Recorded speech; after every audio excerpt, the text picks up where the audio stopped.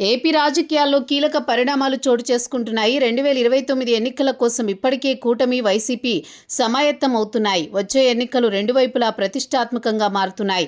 దీంతో ఇప్పటికే కొత్త వ్యూహాలు సిద్ధం చేస్తున్నాయి. కూటమి కలిసి ఉంటే జగన్ గెలుపు కష్టమనే విశ్లేషణలు ఉన్నాయి. జగన్ మాత్రం ఎలాగైనా తిరిగి అధికారంలోకి రావాలి అనే లక్ష్యంతో కనిపిస్తున్నారు. ఇందుకోసం కొత్త వ్యూహకర్త కోసం మంత్రాంగం ప్రారంభించారు. తమిళనాడులో విజయ్ను గెలిపించిన వ్యూహకర్త ఇప్పుడు వైసీపీ కోసం రంగంలోకి దిగుతున్నట్టు పార్టీ ముఖ్య నేతల సమాచారం. ఏపీలో రాజకీయ పోరు నువ్వానినా అన్నట్టుగా సాగుతోంది.